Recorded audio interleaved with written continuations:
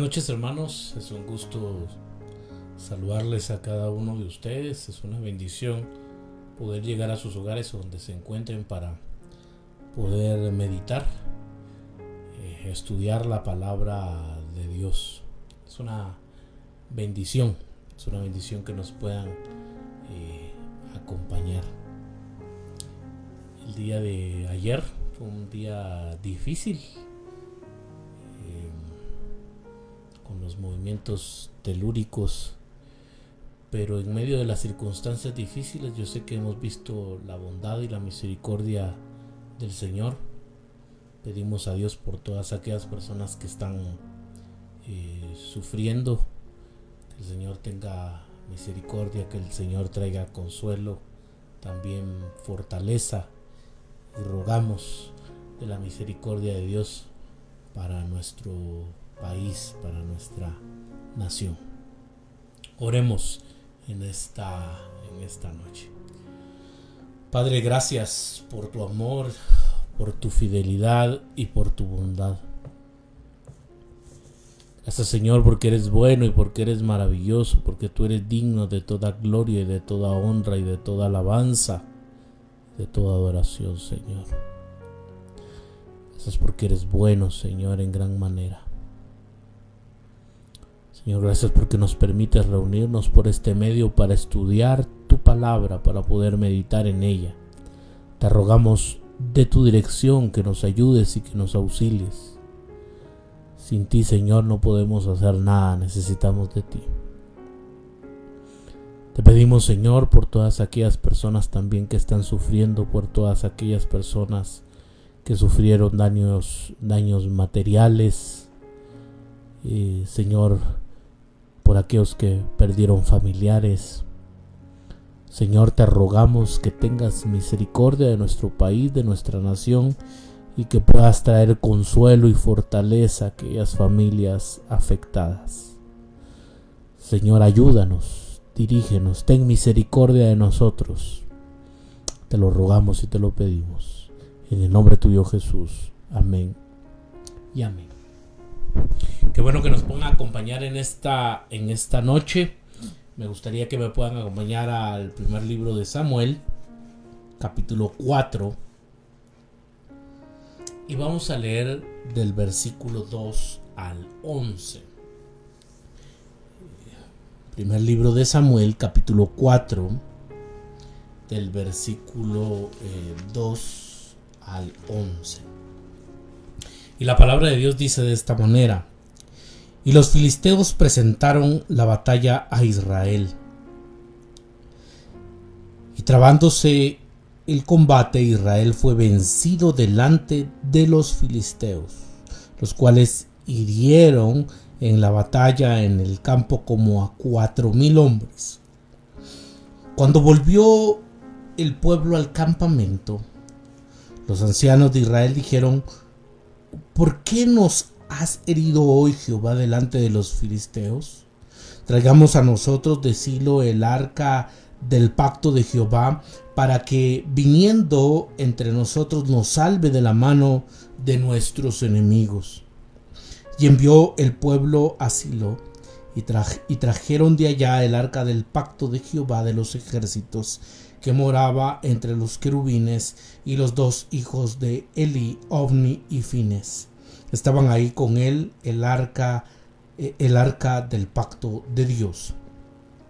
Aconteció que cuando el arca del pacto de Jehová llegó al campamento, todo Israel gritó con tan gran júbilo que la tierra tembló. Cuando los filisteos oyeron la voz de júbilo, dijeron: ¿qué voz de gran júbilo es esta en el campamento de los hebreos? Y supieron que el arca de Jehová había sido traída al campamento. Y los filisteos tuvieron miedo, porque decían: ha venido Dios al campamento. Y dijeron: ay de nosotros, pues antes de ahora no fue así.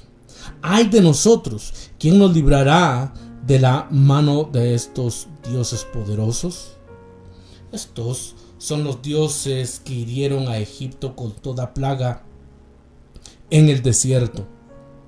Esforzaos, oh filisteos, y sed hombres, para que no sirváis a los hebreos como ellos os han servido a vosotros. Sed hombres y pelead.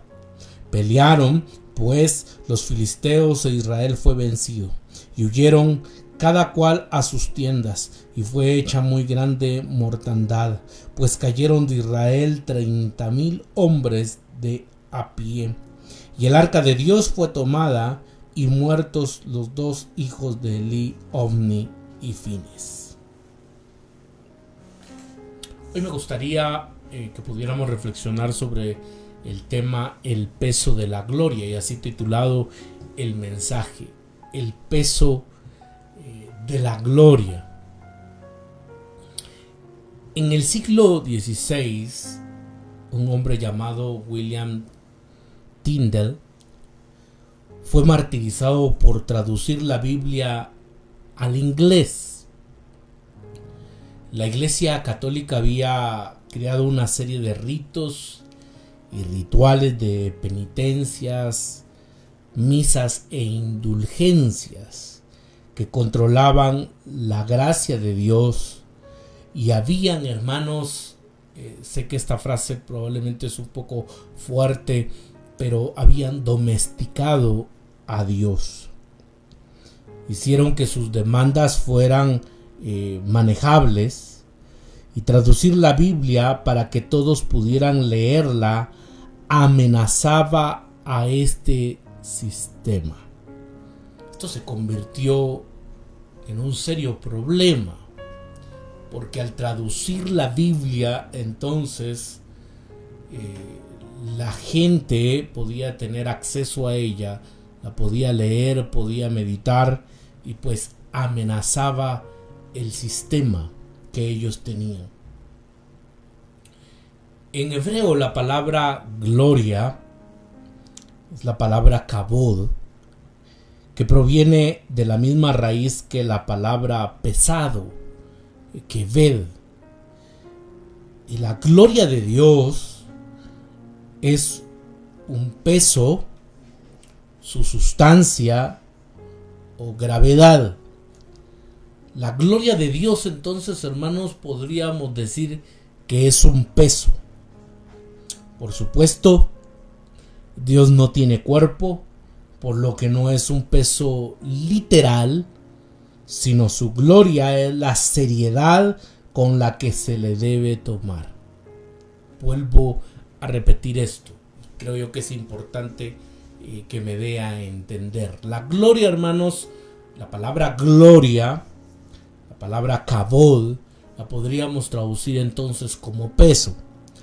Sabemos que Dios no tiene un cuerpo, ¿no?, como el que nosotros tenemos.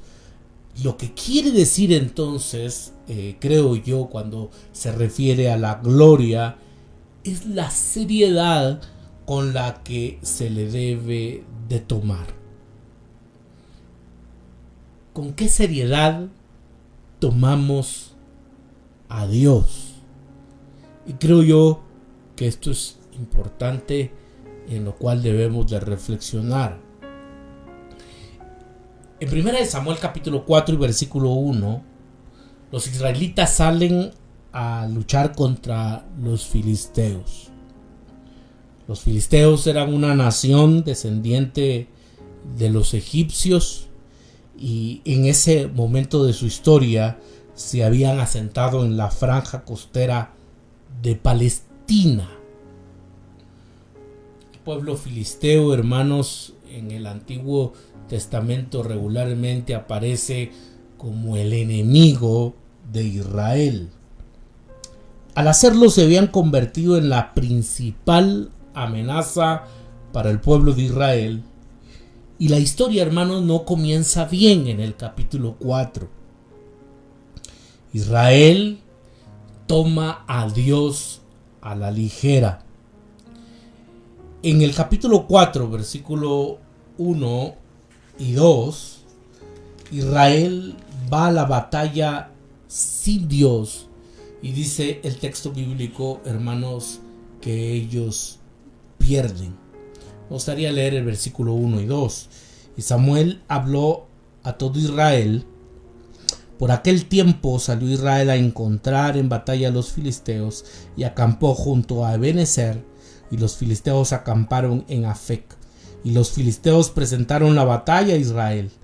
Y trabándose el combate, Israel fue vencido delante de los filisteos, los cuales hirieron en la batalla en el campo como a 4,000 hombres. Vemos, hermanos, de que ellos van entonces a la batalla sin Dios. Ellos pierden y esto parece confundirlos. ¿Por qué el Señor nos ha derrotado hoy delante de los filisteos? Dice el versículo 3. Su respuesta entonces es traer el arca del pacto de Jehová. Versículo 3 y 4. Cuando volvió el pueblo al campamento, los ancianos de Israel dijeron: ¿por qué nos has herido hoy, Jehová, delante de los filisteos? Traigamos a nosotros de Silo el arca del pacto de Jehová, para que viniendo entre nosotros nos salve de la mano de nuestros enemigos.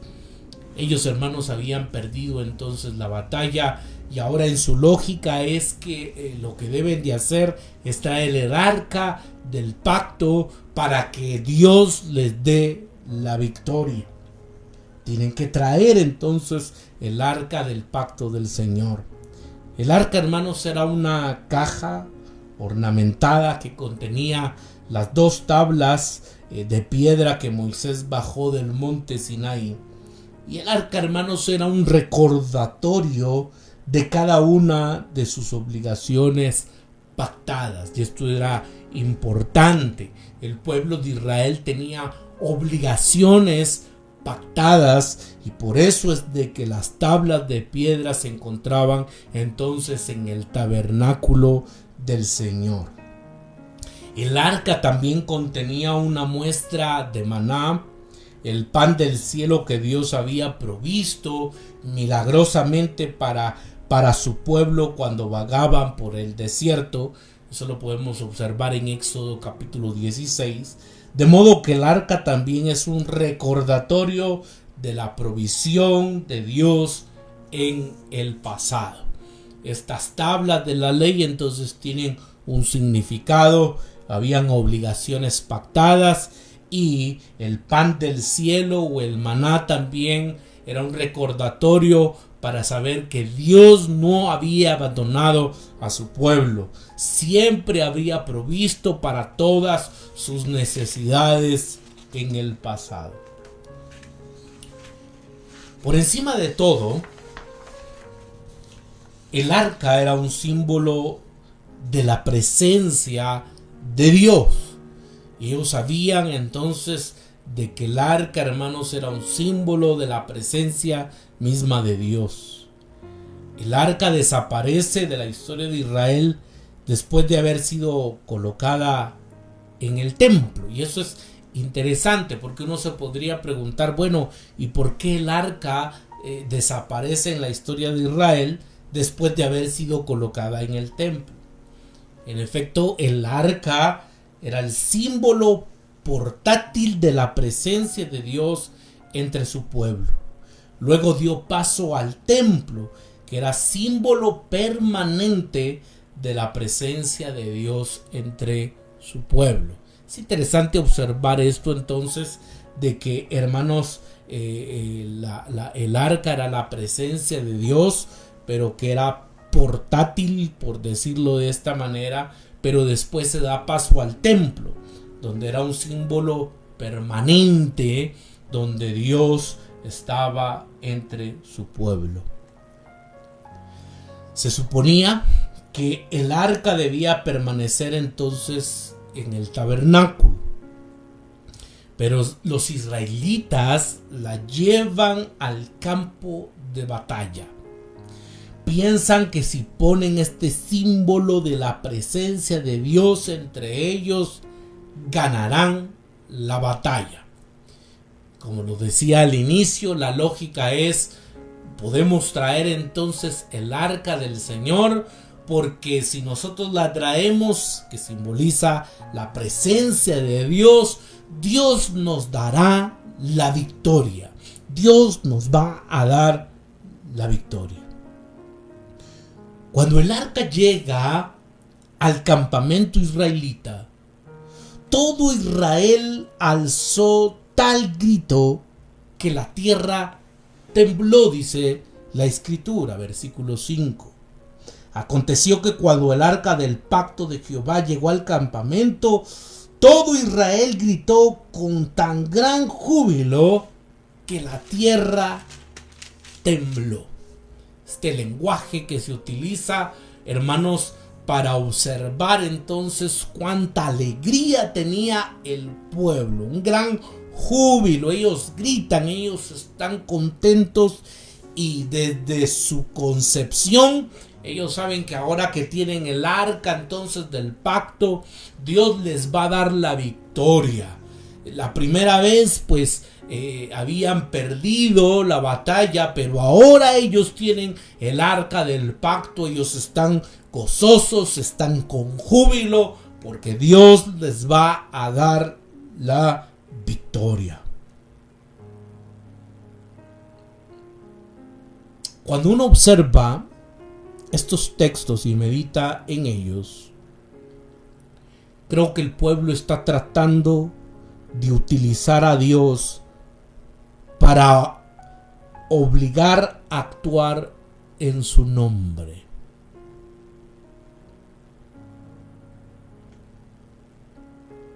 Traemos el arca del pacto y ahora Dios tiene entonces la obligación de darnos la victoria.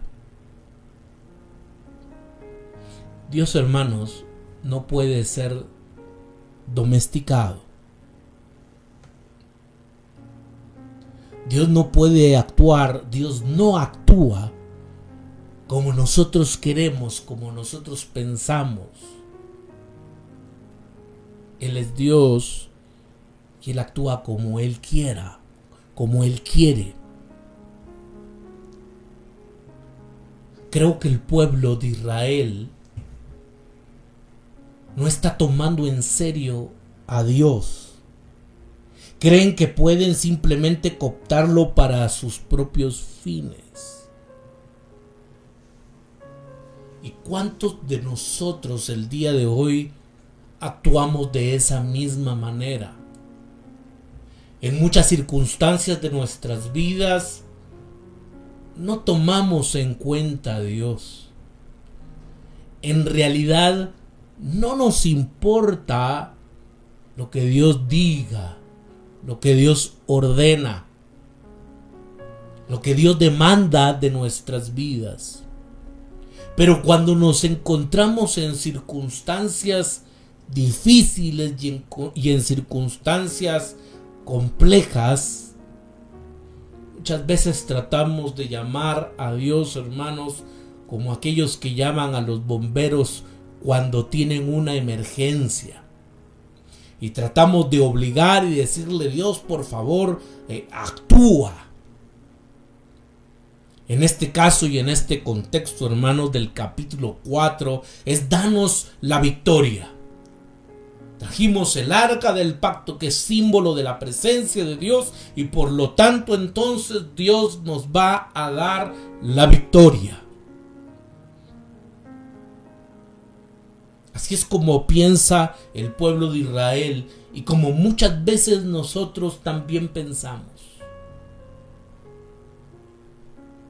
Es importante que tomemos en cuenta a Dios.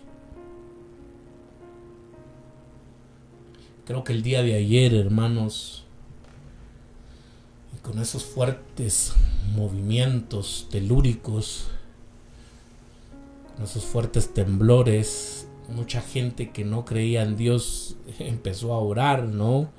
O a creer en Dios y a pedir misericordia. Y espero que nosotros no actuemos de esa misma manera. Es interesante ver la ironía aquí, hermanos, en estos textos bíblicos, Porque vemos que los filisteos toman a Dios en serio. Escuchan el grito y descubren lo que está pasando. El resultado, y esto es muy interesante, porque el resultado es que tienen miedo.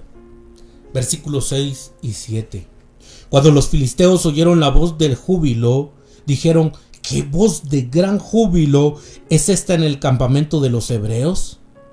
Y supieron que el arca de Jehová había sido traída al campamento.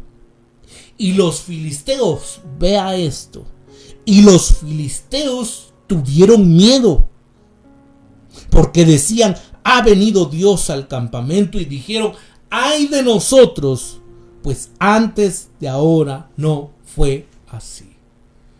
Y tuvieron miedo. Y aquí, hermanos, es donde se observa la ironía.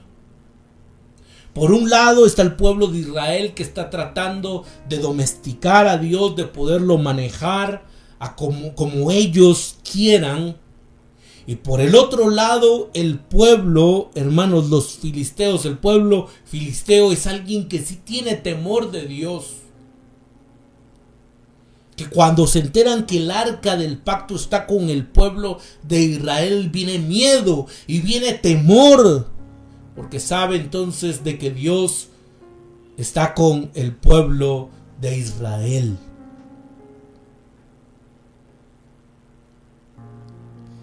Tienen una mejor teología que el pueblo de Dios. ¡Qué ironía! Yo podría decir entonces que el pueblo filisteo tiene una mejor teología que el pueblo de Israel.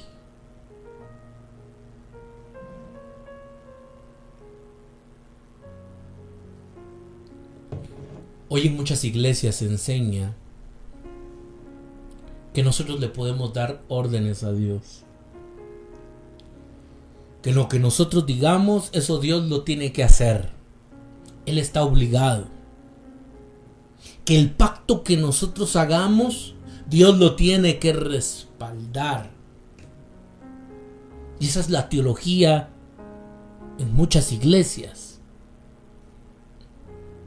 Mientras que el pueblo filisteo, hermanos, les entra temor. Creo que toman más en serio a Dios que el pueblo de Israel. Es interesante porque lo que hace el pueblo filisteo es que recuerda la historia del Éxodo. Estamos condenados, dice el pueblo filisteo. ¿Quién nos librará de la mano de estos dioses poderosos? Son los dioses que golpearon a los egipcios con todo tipo de plagas en el desierto. Sabe que tendrán que luchar más duro que nunca. Versículo 8 y 9. ¡Ay de nosotros!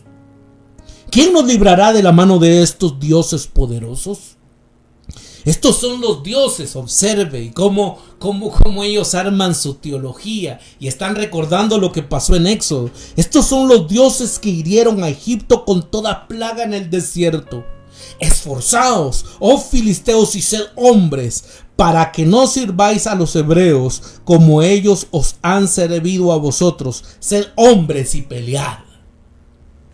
Podríamos decir: filisteos, la pelea no va a ser fácil, va a ser difícil. Recuerden lo que esos dioses hicieron allá en Egipto. La batalla no va a estar nada fácil, va a ser difícil, complicada, así que sean hombres y peleen.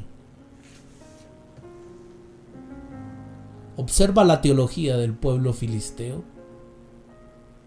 Tienen temor de Dios.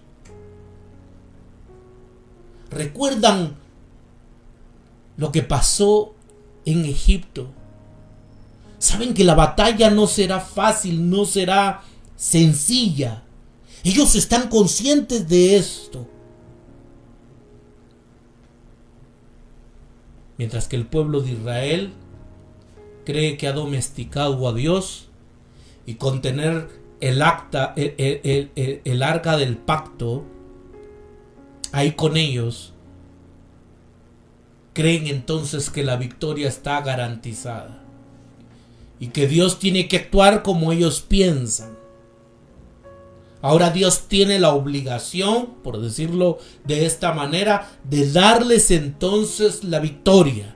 Ya trajimos el arca, el símbolo de la presencia de Dios, y Dios está obligado entonces Dios está obligado a darnos la victoria. ¿Cuántas personas hoy piensan así? Si yo doy una buena ofrenda, Dios está obligado a bendecirme. Si yo hago un pacto con Dios, Dios está obligado a bendecirme.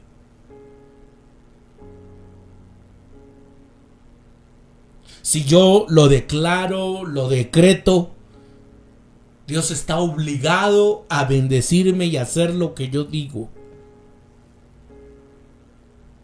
¿Cuántas personas, hermanos, piensan de esta manera? ¿Cuántas congregaciones están enseñando eso hoy en día? Y creo yo, hermanos, que esto pasa porque se han alejado de la palabra de Dios, y en muchos casos porque hay muchos líderes manipuladores y que predican y enseñan lo que la gente quiere escuchar, lo que la gente quiere oír.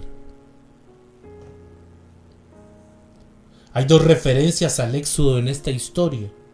En ambas provienen, esto es nuevamente la ironía, porque uno esperaría, hermanos, que el pueblo de Israel recordara las cosas grandiosas y maravillosas que Dios hizo en Egipto. Pero las dos referencias que encontramos en este primer libro de Samuel son, hermanos, o provienen de los filisteos. Ya leímos el versículo 8 y también lo encontramos en el capítulo 6 y versículo 6. Ellos están recordando. Son de las cosas irónicas, hermanos, que se pueden observar en este libro. Vuelvo a repetirlo, uno esperaría, hermanos, que el pueblo de Israel trajera memoria, no recordara lo que Dios hizo en Egipto, pero no es así. Los que traen a memoria, hermanos, lo que Dios ha hecho son los filisteos, y por eso es de que tienen temor.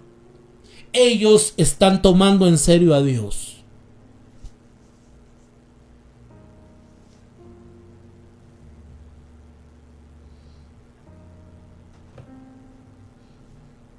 Estoy convencido que el pueblo de Israel nos podría contar las historias si lo pidiéramos, pero no viven a la luz de la historia. Los filisteos lo hacen y por eso tienen miedo. Recuerdan lo que Dios puede hacer, sabe que Dios pesa, refiriéndome a su gloria, que a Dios se le debe realmente tomar en serio.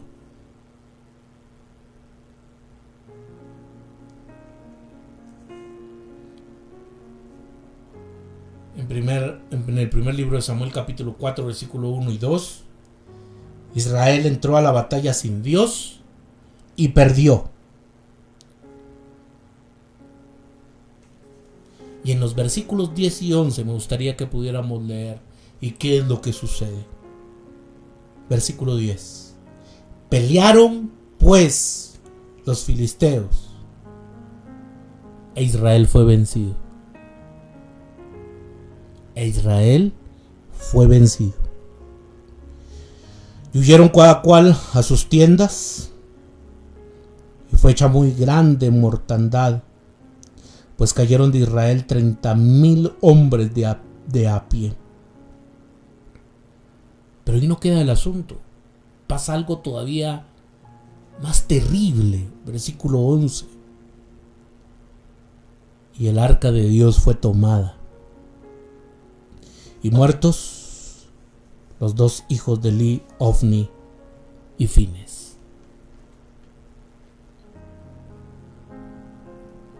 Israel ahora va a la batalla con Dios, por decirlo de esta manera, porque ellos tienen el arca del pacto y aún así pierden.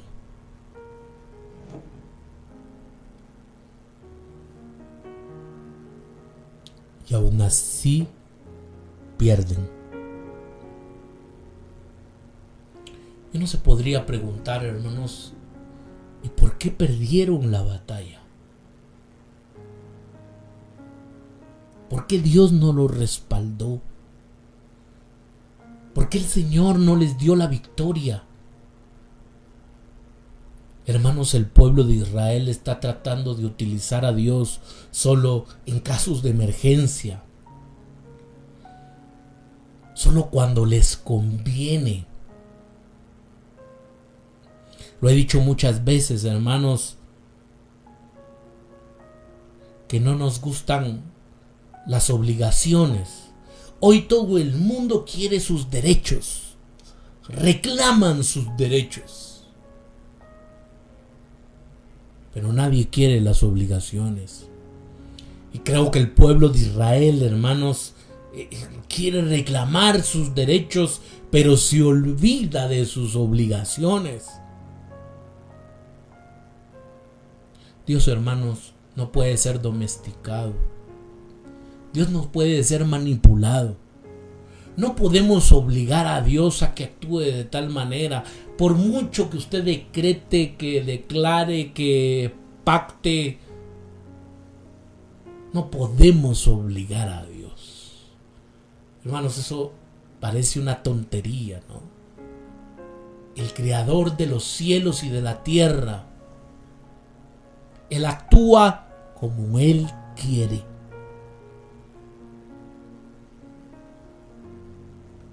Es posible que tratemos, hermanos, a Dios, y muchos quieren tratar a Dios como un mesero en un restaurante.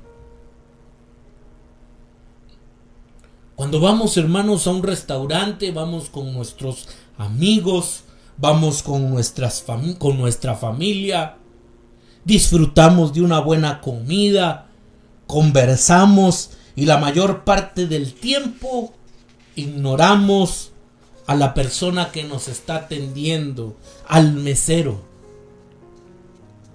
Usted no está atento del mesero, si ya comió, si no comió, si está bien. Él no es parte del círculo íntimo. Lo importante es que mi familia y mis amigos estén pasando un momento bien, estén comiendo bien, estén disfrutando. Y cuando quieres algo, es interesante. La pregunta es, ¿podemos pedir postre ahora? Y cuando necesitamos entonces del mesero lo llamamos, ¿no es cierto? Y le decimos, ¿podemos pedir ya el postre? ¿Nos puedes traer un poco de agua? ¿Puedes darme refil? ¿Puedes traer la factura? Pero el mesero, hermanos, la persona que nos está atendiendo, no se sienta a la mesa con nosotros.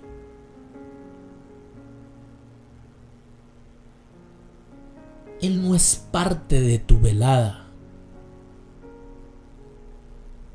Parte de mi velada son mis amigos, mi familia.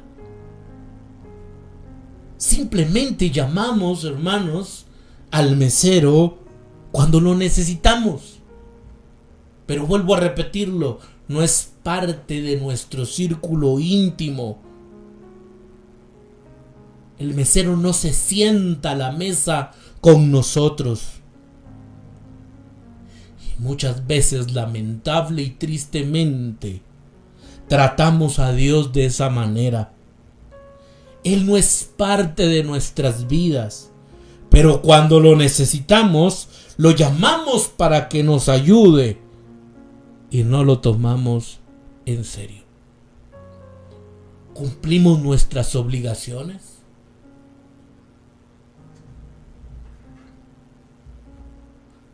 ¿El Señor es parte de nuestro círculo íntimo?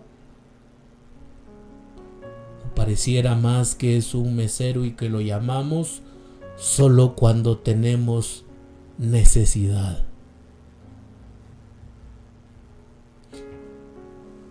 Hay mucho que reflexionar esta noche.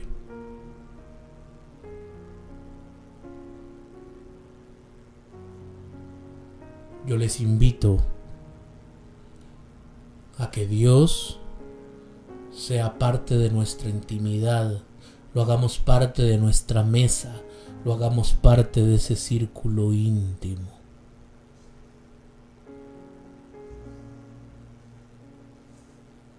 No es difícil terminar viendo a Dios de esta manera tan poco pesada, pensar quizás inconscientemente que al venir a la iglesia cada domingo, leer la Biblia cada día y dar una parte de nuestros ingresos, estamos aportando nuestro granito de arena para Dios.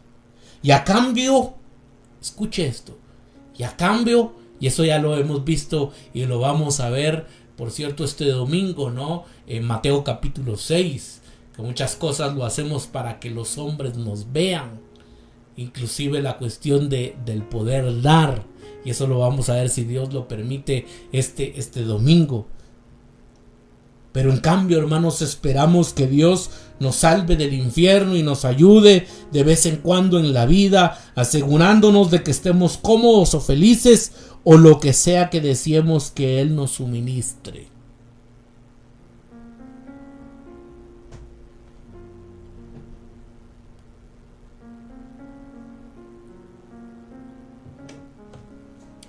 Y con esto concluyo, hermanos, en esta noche.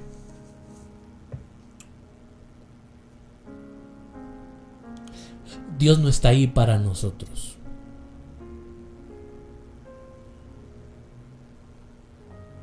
Olvidémonos de que nosotros podemos tratar a Dios como un mesero, ¿no? Que solo le llamamos cuando tenemos necesidad. Nosotros estamos aquí para Él.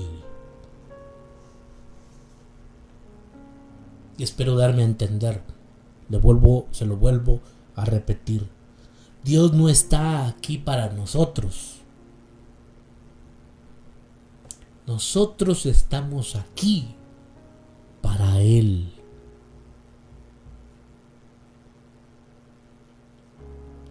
Fuimos hechos a su imagen. No debemos hacerlo en el nuestro. Las cosas no son al revés. El mundo, hermanos, no gira a nuestro alrededor. Hoy, ¿cuántas personas piensan que el mundo gira a su alrededor?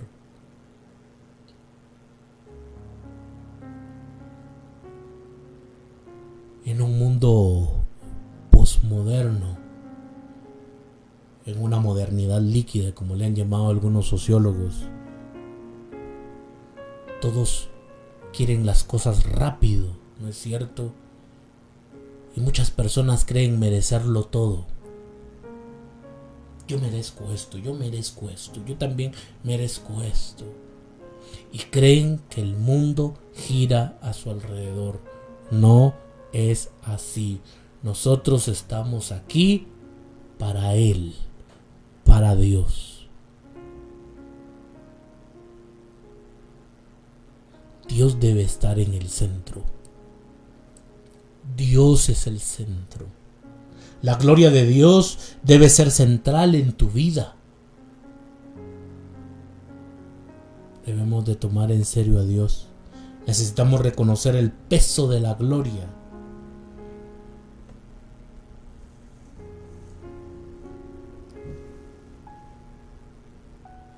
Y servirle a Dios con todo nuestro corazón y saber que nosotros estamos a su servicio. Nosotros estamos a su servicio. Que nosotros fuimos criados a imagen y semejanza de Él, no al revés. Oremos. Padre, gracias por tu presencia. Gracias, Señor, por tu fidelidad. Y gracias por tu palabra. Tu palabra ilumina nuestro camino, nuestro sendero. Gracias porque cada día aprendemos más de ella. En esta noche, Señor, te queremos pedir perdón con todo nuestro corazón. ¿Cuántas veces hemos actuado como el pueblo de Israel? Y que solo te invocamos o te llamamos cuando tenemos necesidad. Y creemos que tú puedes actuar como nosotros deseamos. Pero Señor, hoy nos hemos dado cuenta que no es así. Señor, el mundo no gira alrededor nuestro. Nosotros estamos aquí para ti, para servirte. Señor, queremos derechos, pero también tenemos obligaciones. Ayúdanos a tomar en cuenta, Señor, el peso de tu gloria. Te lo rogamos, Señor, a poder tomar en serio, Señor, tomarte en serio a ti, a tu evangelio. Ayúdanos, Padre eterno. Te rogamos, Señor, por nuestro país. Señor, te rogamos por aquellas personas que han perdido, Señor, sus casas, que han perdido tal vez vehículos, seres queridos. Señor, tú conoces las circunstancias y te pido, Señor, que te puedas glorificar. Por aquellas personas, Señor, que tienen miedo, que tienen temor. En el nombre de Jesús, trae paz y trae consuelo a sus vidas y a sus corazones. Señor, que podamos descansar en ti. Que tú seas, Señor, nuestro refugio. Y que nos escondas, Señor, en el hueco de tu mano. Te lo rogamos, oh Señor. Padre eterno, te pedimos de tu bendición y de tu auxilio para esta semana. Guarda nuestra salida, nuestra entrada. Señor, ayúdanos, guárdanos de la mano del impío, de la mano del enemigo. Señor, que esta semana sea una semana de bendición. Y te pido, Padre eterno, que nos ayudes y que nos dirijas. En el nombre poderoso de Jesús. Amén y amén. Qué bendición, hermanos, que nos hayan podido acompañar en esta noche.